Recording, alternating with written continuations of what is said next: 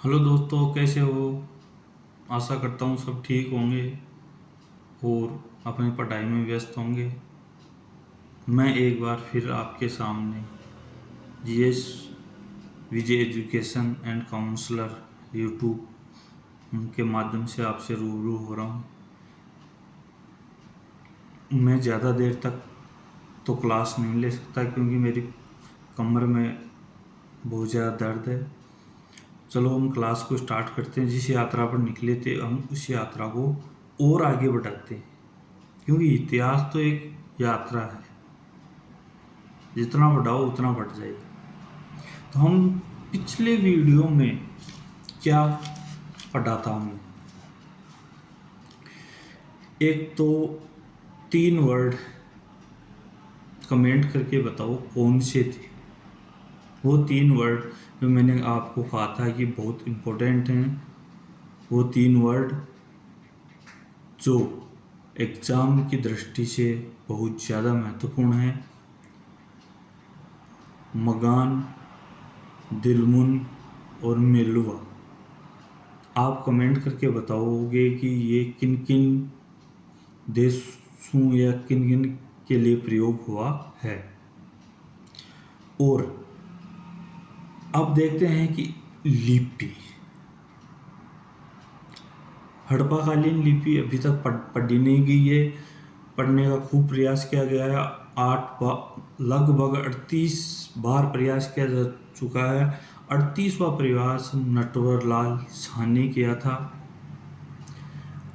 लिपि पढ़ी नहीं गई है। और लिपि में कुछ पंक्तियां हैं जो ये किसी के पदवी या नाम को दर्शाती हैं। इनमें चिन्ह बने हुए हैं जो संभावना ये जताई जाती है कि ये स्वर या व्यंजन होंगे।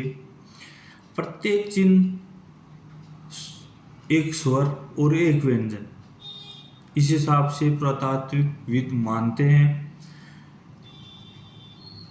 इसमें अधिकांश जो भी लिपि में साक्ष्य मिले हैं वो छोटे हैं।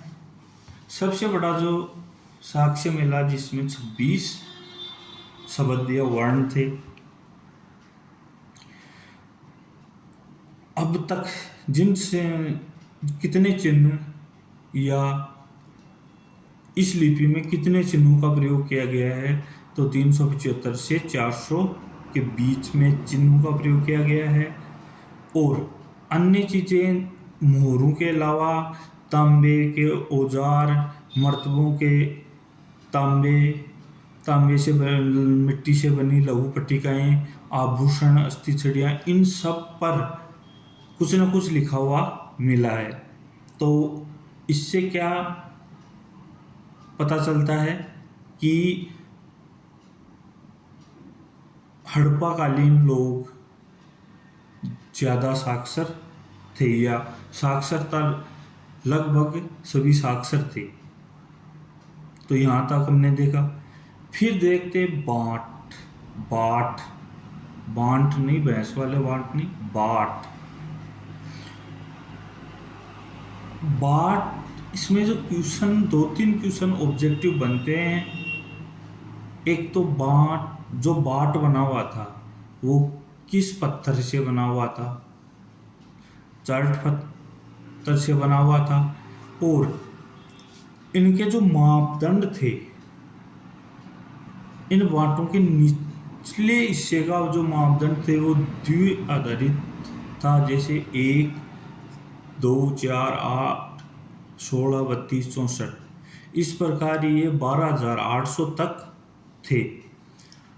और नीचे दशमलव प्रणाली में, नीचे या आगे ऊपर दशमलव प्रणाली में चलते थे। अब हम देखते हैं कि क्या वहाँ पे कोई राजा था। सबसे बड़ा सवाल ये है कि क्या राजा था या नहीं। तो मोहनजोदड़ो से एक विशाल भवन मिला है जिसको प्रासाद कहा गया है। ये वेरी इंपॉर्टेंट है, इसको ध्यान रखना कहाँ से मिला है। मोहनजोदड़ो से। तो उसे क्या नाम दिया गया? प्रसाद। और एक मूर्ति का साक्ष्य मिला है जो पुरातात्विकविद उन्हें पुरोहित राजा के रूप में मानते हैं, यह समझते हैं कि ये पुरोहित जो बड़ा प्रसाद है या पुरोहित राजा का हो सकता है। यही जो सेम चीज है वो मेसोपोटामिया की सभ्यता में भी मिलती है। तो इससे जाहिर है कि मेसोपोटामिया की सभ्यता और हड़प्पा सभ्यता दोनों समकालीन थे। अब ये जो बार बार ही क्वेश्चन आ रहा है कि मेसोपोटामिया, मिस्र की सभ्यता ये समकालीन थे, तो इसमें एक क्वेश्चन जो आ सकता है वो है रिक्तस्थान पूर्ति, या फिर ऑब्जेक्टिव में पूछ सकता है कि हड़प्पा सभ्यता के समकालीन कौन सी सभ्यता थी। ऐसे ही क्वेश्चन बनते हैं, लेकिन जब हम पढ़ते हैं तो उन क्वेश्चनों पर ध्यान नहीं देते कि यहाँ से क्या क्वेश्चन बनेगा। अगर आप क्वेश्चनों पर ध्यान देने लग जाओगे तो आपको कुछ जोर ही नहीं आएगा पढ़ने में, ज़्यादा एफर्ट नहीं लगाना पड़ेगा। उसी टाइम में, उसी समय में आपकी तैयारी हो जाएगी कि यहाँ से ये मिला है। अब जैसे मान लो प्रासाद या जो विशाल भवन कहाँ से मिला है? मोहनजोदड़ो से मिला है। तो इस पे कोई लेख तो लिखवाएगा नहीं एग्जामिनर, निबंधात्मक क्वेश्चन नहीं देगा। ये आएगा तो वन लाइनर में आ सकता है, रिक्तस्थान में आ सकता है, या ऑब्जेक्टिव में आ सकता है। तो प्यारे विद्यार्थियों, पढ़ते समय हमें ये भी ध्यान रखना होगा कि ये क्वेश्चन यहाँ से निबंधात्मक क्वेश्चन तो देखो कहीं से भी, पूरी सभ्यता में कहीं से भी उठा लेगा। जैसे मोहनजोदड़ो के बारे में ले लेगा, या फिर हड़प्पा कालीन सभ्यता पर लेख लिखो, सिंधु घाटी सभ्यता पर लेख लिखो, तो बड़ा क्वेश्चन तो ऐसे आएगा। लेकिन छोटे छोटे क्वेश्चन मैं हर बार आपको रिमाइंड कराता हूँ। जैसे पाठ मिला किस पत्र का था? चर्ट नामक पत्र का था। इसके निचले हिस्से पर द्वि आधारित अंक थे। द्विआधारित मतलब 1, 2, 4, 8, 16, ये कहाँ तक थे? 12,800 तक थे। तो यही क्वेश्चन है। इसमें वो आपसे बांट के बारे में कोई विस्तृत या निबंधात्मक क्वेश्चन नहीं देगा। तो आप समझने का प्रयास कीजिए कि हम जब पढ़ें तो उसी समय क्वेश्चन पर गौर कर ले कि यहाँ से ये क्वेश्चन। और जो मेरे प्यारे भाई बहन ऑब्जेक्टिव, रिक्तस्थान पूर्ति, वन लाइनर क्वेश्चन अगर सही कर देते हैं, उनका स्कोर बहुत अच्छा होगा। चलो अब आगे बढ़ते हैं। तो आगे एनसीईआरटी में पहले मैंने बताया था कि एक बॉक्स दिया हुआ होता है, उसके अंदर महत्वपूर्ण जानकारियां होती हैं, यानी कि वो बॉक्स बहुत महत्वपूर्ण होता है। क्योंकि एग्जामिनर जब पेपर बनाएगा तो किताब ले, या फिर वो बॉक्स में एनसीईआरटी ने बॉक्स क्यों बनाया है? क्योंकि वो हाईलाइट करना चाहता है कि ये जो सिलेबस है या जो किताब है उसके अंदर ये चीज़ बहुत महत्वपूर्ण है, या ये कहें कि ये इसमें से भी कई क्वेश्चन आ जाते हैं। तो चलो हम चलते हैं उस लेख पे जो एक आक्रमण साक्ष्य के रूप में दिखाया गया है। इसमें डेड मैन लेन गली, जो एक सकरी गली थी, उसके रास्ते से आगे चलते हैं तो वहाँ वैस की खोपड़ी मिलती है, वहाँ अस्थि पंजर मिलते हैं, ये चीज़ें वहाँ पे मिलती हैं। तो ये चीज़ें अस्थि पंजर, खोपड़ी, वैस की खोपड़ी, और 15 इंच की दूरी पर दूसरी खोपड़ी, छोटी खोपड़ी मिलती है। ये उद्धरण ये कहाँ से ये साक्ष्य प्राप्त हुआ? तो इसमें जॉन मार्शल की एक बुक है, वेरी इंपॉर्टेंट बुक है, क्योंकि देखो आप अगर निम्नात्मक क्वेश्चन करते हो और ऐसी चीजें उसमें डाल देते हो, जैसे मान लो जॉन मार्शल की जो बुक है, कहीं ऐसा मतलब बिंदु बन रहा है तो उसके अंदर हम ऐसी चीजों को डाल देते हैं तो अलग इफेक्ट पड़ता है। तो ये जो सकरी रेडमैन सकरी गली थी, जो आगे जाके पश्चिम दिशा में घूम जाती थी, वहां पे खोपड़ी और अस्थिपंजर प्राप्त हुए हैं। तो ये कहा किसने, ये साक्ष्य हमें कहाँ मिला? तो जॉन मार्शल की बुक थी Mohenjodaro and the Indus civilisation. कौन कौन सी बुक थी? Mohenjodaro and the Indus civilisation. इसको ध्यान रखना कि कौन सी बुक में प्राप्त हुआ, या फिर जैसे निबंधात्मक क्वेश्चन है, डायरेक्ट बुक का क्वेश्चन पूछ सकता है, या फिर वो अगर जैसे निबंधात्मक क्वेश्चन आ गया तो उस क्वेश्चन में कहीं ऐसा जिक्र हो, जैसे मोहनजोदड़ो का जिक्र आए, वहाँ जॉन मार्शल की बुक का हम विवरण दे सकते हैं। इससे एग्जामिनर पर अलग इफेक्ट पड़ेगा, एग्जामिनर को पता चलेगा कि ये पढ़ा हुआ बंदा है या पढ़ा हुआ स्टूडेंट है, इसको नॉलेज है।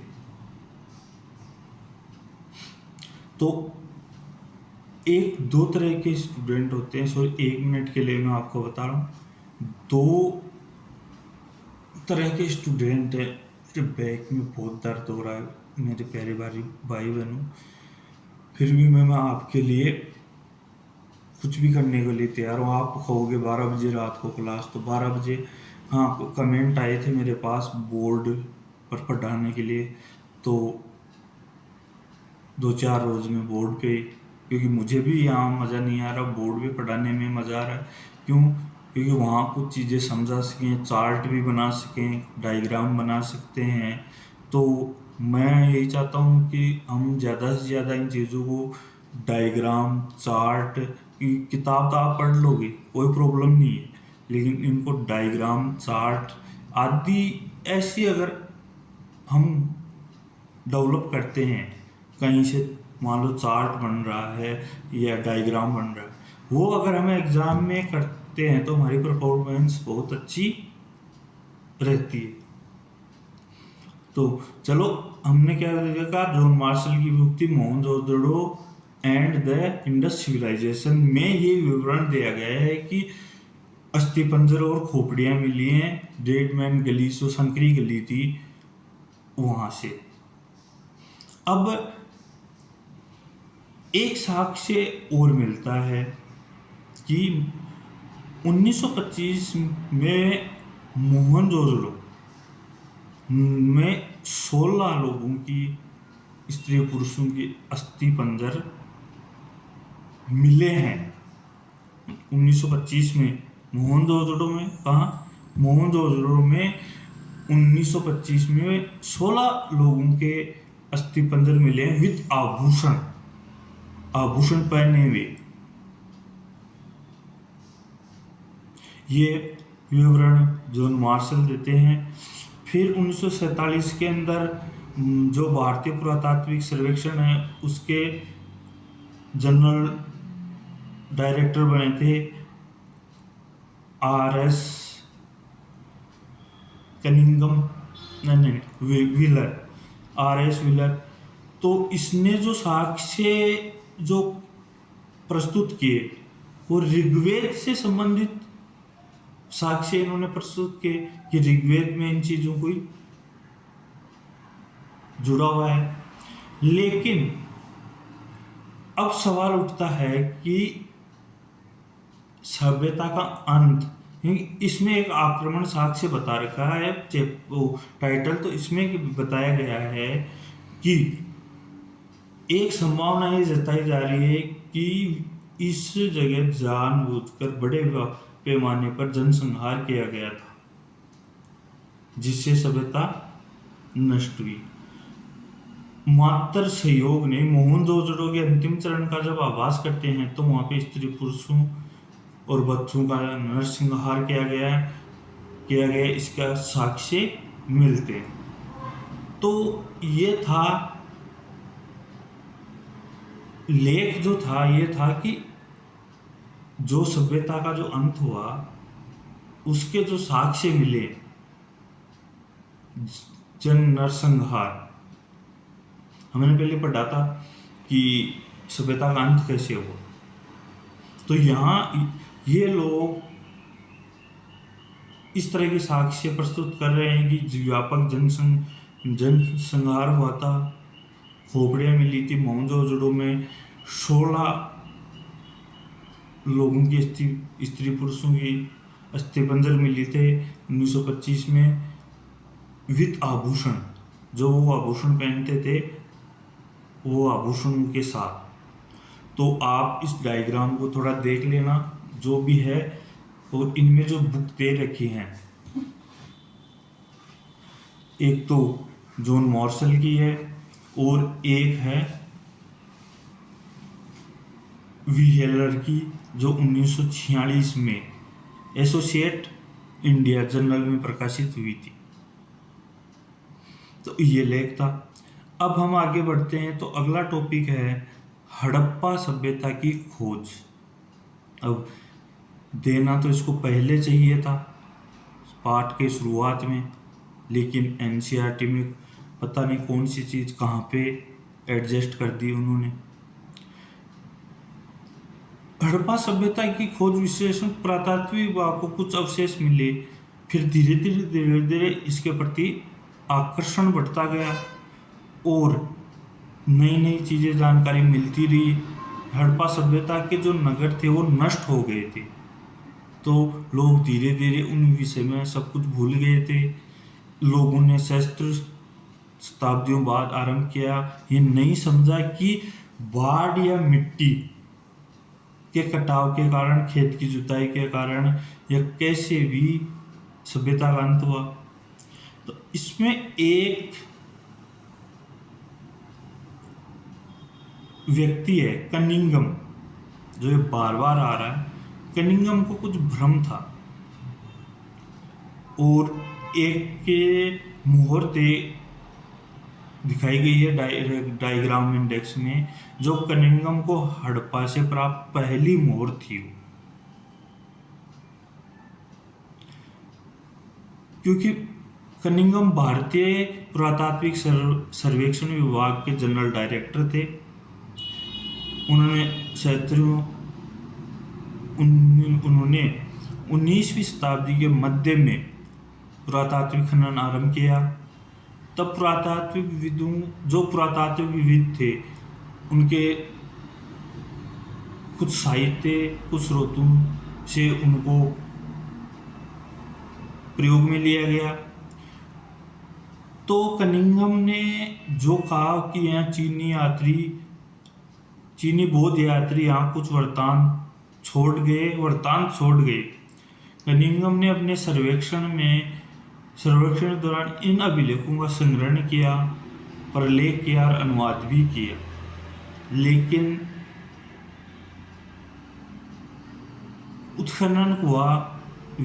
उत्खनन के समय ऐसी पुरातत्व खोजने का प्रयास करने के लिए संस्कृति थी। मतलब कहने का मतलब ये है कि कनिंघम को भ्रम था, क्योंकि जो चीन से बौद्ध यात्री आए थे, उनके जो वृत्तांत यहाँ छोड़ के गए वो उन्हीं को आधार बना रहा है। लेकिन चीनी यात्री कब आए थे, सभ्यता कब थी, लिखा है तो उन्होंने सिर्फ एक जनरल आइडिया से लिखा है। एक अंग्रेज को कनिंघम को एक हड़प्पाई मोहर मिली थी शुरुआत में। उस मोहर पर अगर ध्यान दिया जाए तो उस पर कालखंड में दिनांकित करने का असफल प्रयास किया गया। उसको मतलब उस पर रिसर्च किया गया कि ये हड़प्पाई मोहर पे क्या लिखा हुआ है, कुछ ऐसा प्रयोग किया गया, लेकिन वो असफल रहा। और कुछ भारतीय मानते हैं कि इतिहास का प्रारंभ गंगा घाटी से पनपने व पहले शहर के साथ हुआ था। तो एक चीज ये ध्यान रखना बच्चों कि जो पुरातात्विकविद कुछ लोग हैं वो ये मानते हैं कि सभ्यता का विकास या जो शहर थे वो गंगा घाटी के मैदान थे, उनमें उनका विकास हुआ। ये कुछ विद्वान मानते हैं, लेकिन इसको जस्टिफाई नहीं कर पाए। अब हमारा अगला जो बिंदु है, क्योंकि एनसीईआरटी ने इधर का उधर करके सिलेबस को डाल दिया, अब है एक नवीन प्राचीन सभ्यता। इसका मतलब समझते कि एक नई और प्राचीन सभ्यता थी। तो 20वीं शताब्दी में दयाराम साहनी पुरातात्विक ने हड़प्पा की खोज की और कुछ हड़प्पाई मोहर निकली और इसकी कई स्तरों में यह प्रारंभिक मतलब कई स्तर थे, इसमें एक के ऊपर एक कई स्तर का पता जाना, इसका महत्व समझा। इसके बाद में दूसरा पुरातात्विकविद राखलदास बनर्जी, जिन्होंने मोहनजोदड़ो नामक शहर की खोज की। मोहरों पे मोहनजोदड़ो लिखा हुआ निकला। 1924 में भारतीय सर्वेक्षण विभाग के डायरेक्टर जॉन मार्शल ने पूरे विश्व में सिंधु घाटी के बारे में बताया, यानी कि सिंधु घाटी को पूरे विश्व में बताने वाले या पूरे विश्व को ज्ञान कराने वाले कौन थे? John Marshall. इस प्रकार जॉन मार्शल ने पूरे विश्व में इस सभ्यता को या बताया, सिंधु घाटी सभ्यता की खोज की घोषणा की। तो इसमें एक बुक है, याद रहे तो उसको याद करना, S.N. राव की बुक है the story of Indian archaeology. उसमें बताया गया है कि जो सिंधु घाटी सभ्यता पूरा स्थल है वो मेसोपोटामिया के समकालीन। इस बुक में क्या कहा गया है कि जो ये सिंधु घाटी सभ्यता पूरा स्थल है या तो ये मेसोपोटामिया के समकालीन है। जो जॉन मार्शल थे वो पहले पेशेवर पुरातात्विकविद थे, यानी कि पैसे लेके खनन करते थे। तो पहला पेशावर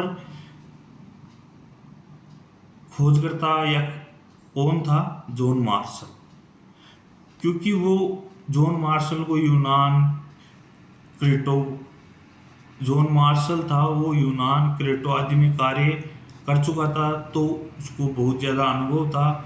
इसीलिए पहला पेशेवर जो पैसे लेके काम करता है वो था जॉन मार्शल।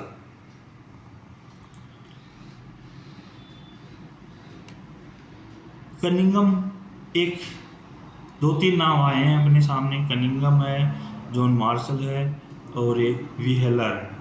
ये 3 नाम हमारे इस चैप्टर में आए हैं। तो जॉन मार्शल की तरह कनिंघम को भी नई नई वस्तुओं खोजना और दैनिक जीवन में उतारना पद्धति, ये सब जॉन मार्शल कनिंघम को भी पसंद था। अलग अलग स्तरों पर खुदाई करना और सभ्यता के बारे में और ज़्यादा डिटेल से जानना, ये हमेशा उत्सुक रहते थे। अब एक छोटा सा टॉपिक है दोस्तों, नई तकनीकी और प्रश्न। क्या है, नई तकनीकी और तथा प्रश्न। 1944 में भारतीय पुरातात्विक सर्वेक्षण के डायरेक्टर जनरल बने RIS व्हीलर। जो मैंने बताया ना अभी, अपने को 3 नाम याद रखने हैं, कनिंघम, जॉन मार्शल और RIM व्हीलर ने इस समस्या का समाधान किया। जो समस्या चल रही थी, व्हीलर ने पहचाना कि एक समान क्षैतिज इकाइयों के आधार पर खुदाई के बजाय, जो एक समान क्षैतिज आधार पर जो खुदाइयों के चल रहा था, उनके बजाय टीले के स्तर का विन्यास का अनुसरण किया जाए। जो टीला था उसके विन्यास का अनुसरण करना चाहिए, और इसकी अधिक आवश्यकता है। सेना में पूर्व, ये जो व्हीलर था सेना में पूर्व ब्रिगेडियर था, तो इसको पुरातत्व पद्धति का विशेष ज्ञान था। हड़प्पा सभ्यता की भौगोलिक सीमाएं, आज हम देखते हैं कि हड़प्पा सभ्यता की जो भौगोलिक सीमाएं हैं या जो भौगोलिक क्षेत्र है, वो ज़्यादातर पाकिस्तान के हिस्से में, जो उपमहाद्वीप में जब पाकिस्तान अलग हुआ तो पाकिस्तान में चला गया। जैसे मैन जो भी थे, हड़प्पा, मोहनजोदड़ो, ये जो मतलब मैन बड़े शहर थे वो पाकिस्तान में चले गए। हाल ही में कुछ पुरातात्विक ने कुछ पुरास्थलों का चिन्हित किया है। कच्छ, एक तो कच्छ गुजरात में है, वहाँ पे भी कई हड़प्पाई बस्तियाँ प्रकाशन में आई हैं। पंजाब हरियाणा में भी काफ़ी अन्वेषण चल रहा है, और कालीबंगा है, लोथल, राखीगढ़ी और धोलावीरा की खोज हो चुकी। अब जो पाकिस्तान में चले गए उनको छोड़ के जो भारत में और कहीं जो पुरातात्विक स्थल हैं, तो उनको खोजने का प्रयास किया जा रहा है। अब देखते हैं कि 1980 का दशक था, जिसमें हड़प्पाई पुरातत्व में अंतर्राष्ट्रीय स्तर पर भी रुचि लगातार बढ़ती गई। यानी कि 1980 के दशक में जो हड़प्पा सभ्यता थी, इसके लिए विदेशी जो पुरातात्विकविद थे उनमें भी इसको जानने की या इसको खोज करने की रुचि बढ़ी। हड़प्पा और मोहनजोदड़ो दोनों स्थानों पर उपमहाद्वीप के और विदेशी संयुक्त रूप से कार्य कर रहे हैं। कहने का मतलब ये भी है कि विदेशी भी इस कार्य में हड़प्पा और मोहनजोदड़ो की मतलब और जानकारी इकट्ठा करने में दिलचस्पी रखते हैं। इसीलिए उपमहाद्वीप यानी कि जो पाकिस्तान, भारत, अफगानिस्तान के जो क्षेत्र हैं, इनके पुरातात्विकविद के साथ विदेशी भी संयुक्त रूप से इसके बारे में और अधिक जानकारी जुटाने में लगे हुए हैं। तो दोस्तों, आज के लिए सिर्फ इतना ही।